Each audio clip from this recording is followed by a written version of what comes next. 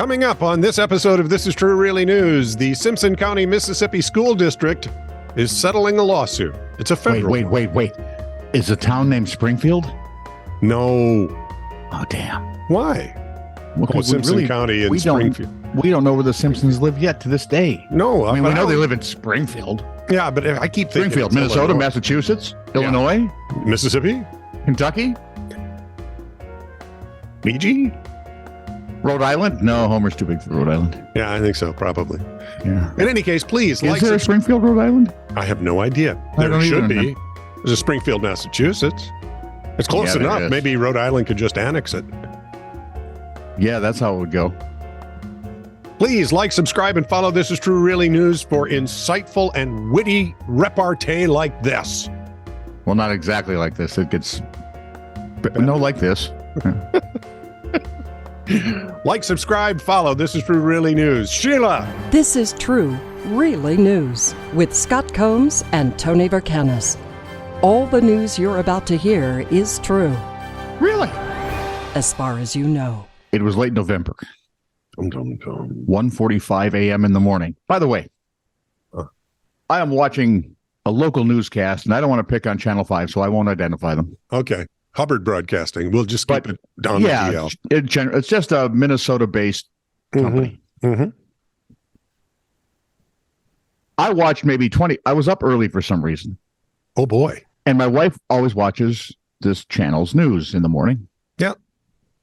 And in the half hour I watched, I was given 3 folks. You folks, Oh, folks, that sort of thing. yeah. No, you idiot. You're talking to one person, not the entire group. We're not in a freaking auditorium. I'm in my living room. Right. I was also treated to something very marvelous. Great tell. What was it? When it was explained to me that it will be 10 a.m. tomorrow morning. As opposed to what? 10 10 a.m. tomorrow evening? What the hell is wrong with you? Did they have Oh, and we're not done. The weatherman, who I truly do like, Okay. had to tell us that it's cold outside. Yeah. No kidding. We have furnaces to keep it warmer inside. Did they have any ads And honestly, homeless people aren't watching you right now. well, not as much as you Unless think. they plug their TV into a tree, which Well, they I could don't do it- think works. You'd have They to could light do the it on tree a fire, phone. maybe. They could do it on a phone. They're homeless. That doesn't mean they don't have phones, dude. But they're up late. They're probably Did they have any commercials for hot water heaters? no. That would have really given you the trifecta. That would have I'd have been right there because Actually, what the more could you ask fourfecta. for was what more could you ask for was a hot water heater. I've got some hot water I need heated. I'm sorry. I want a cold water heater. Oh, we can't do that. We don't have those now. No. Jim Falk was the best at that one. Where was I now? I can't remember. All right, late November. Okay. Tum. It was 1:45 in the morning or 1:45 a.m. if you want to, but not both, please. An unnamed 27-year-old man visited the Apple store on Fifth Avenue in New York City and made a huge purchase. 300 iPhone 13s. Now, before you're wondering, yes, the store is open 24/7. How many ears does he have? Apparently a lot. Yeah. I don't know. He bought the phones to resell through his small business. iPhones are us. But I don't know. But the Daily Star reports he didn't get very far with them as he walked to his car. Another car pulled up and 2 men jumped out, demanding his 3 bags of iPhones. Where is this again? New York. Fifth Avenue, New York City. Oh, Yeah, yeah. right there on Fifth Avenue. That's just right. Yeah. The customer defended himself, but the thieves made off with one of the bags anyway, which contained about 125 phones, worth about, if you're doing the math, $95,000. Or easily $58 more than anyone thought. How did they know to come at this particular time? Somebody tipped somebody off. It had to be an inside job. Yeah. I'm thinking, and I don't want to cast aspersions, but I have watched many detective shows and movies So you're an expert and now. documentaries. So Ooh. and I love Sherlock Holmes. So you have like a PhD in this stuff. So I'm thinking someone in the Apple store Yeah. might be getting a cut of the take. That's police talk for they're going to get some of the money from these stolen items. There we go. And the New York Police Department is investigating. So they can make sure to get their cut? You know, I would say in the old days, absolutely. Now I'm saying probably. From Reason.com, the Brickbat file. I love that name. The Simpson County, Mississippi School District has agreed to settle a federal lawsuit brought by the family of a then third grader. Which school district? Simpson County, Mississippi. Yeah. This then third grader was banned from wearing a face mask with the phrase, "Jesus loves me" on it.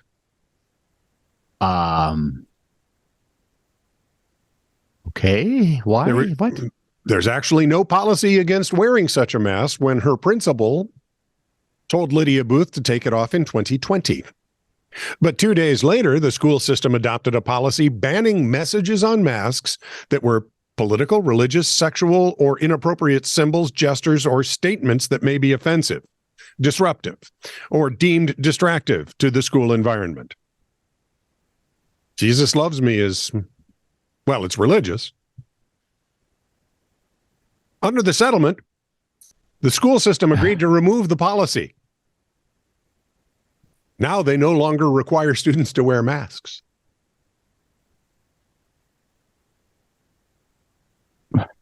Right? That's exactly what I'm thinking of. It's fantastic. Could it get any stupider? That's the question running through my brain. Well, you know, sauntering at a reasonably decent pace. Yeah. Wow. By the way, not every state in the union has a Springfield. Oh, okay. I know this is important. Well, I'm glad you brought it up. Only 34 of them. Oh, and some states are kind of rude. Why? Like Indiana has Springfield in LaPorte County and then Springfield in Posey County. There is a Springfield, Kentucky, which you laughed at. Oh, I knew there was a Springfield, Kentucky, though. There is a Springfield, Minnesota, which everyone laughs at. For good reason. Yeah. There are a couple of townships named Springfield, 34 all in all. So not every state in the union has one, and I'm thinking there are 16 states out there that just aren't trying.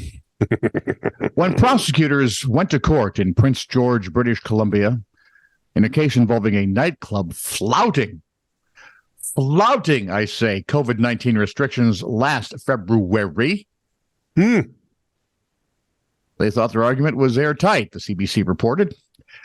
And they had video from Lambda Cabaret that had been posted to Facebook showing patrons dancing and drinking and not a mask in sight. Oh, my God. Do you know what that means? Well, people were probably going to drop dead left and right momentarily. Right. The club even bragged about the disobedience.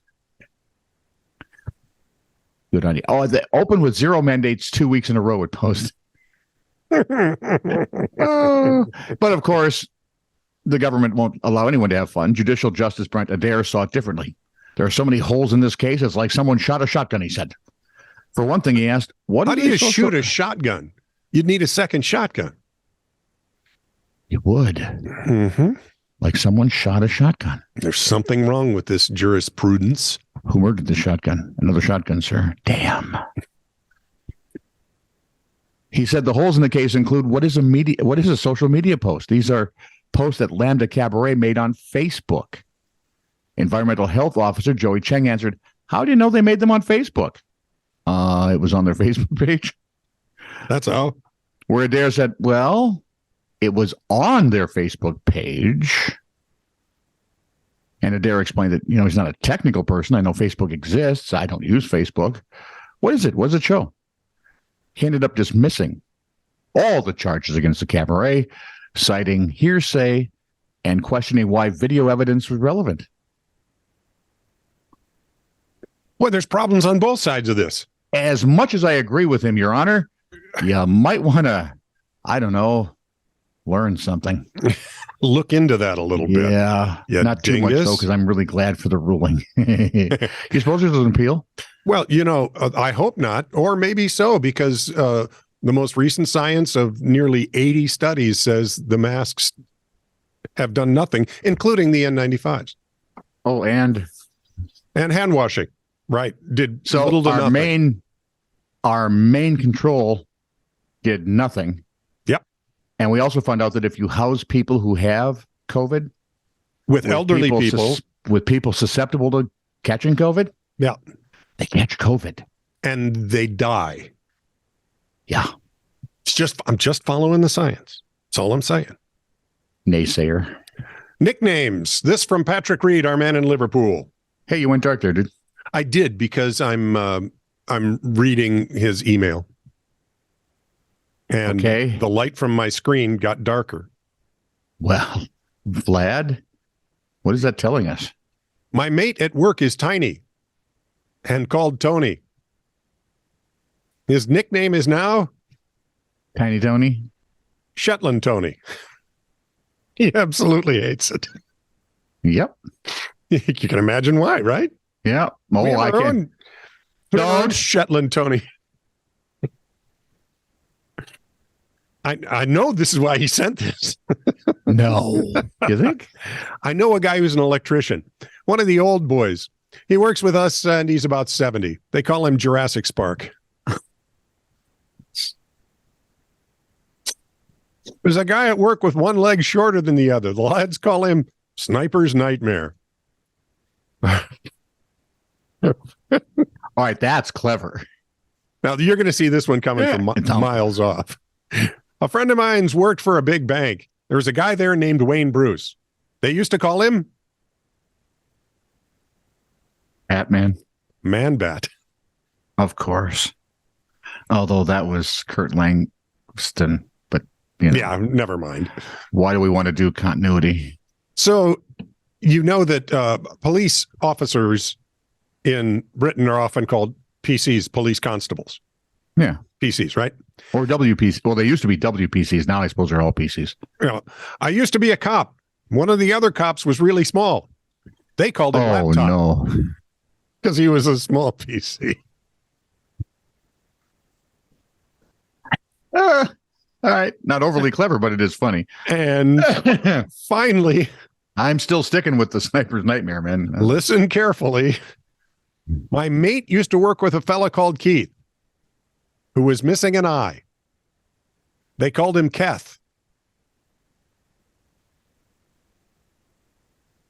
See? That's clever crap. Oh. Yay! Okay, what is the difference between a stroke and an aneurysm? Because I'm having one. If you have a stroke, a judge can cite you for contempt of court for not showing up. If I have an aneurysm? Well, we don't know anything. That has not been known. Okay, let's call it an aneurysm. This is true, really news. Send email to TITR@netradio.network.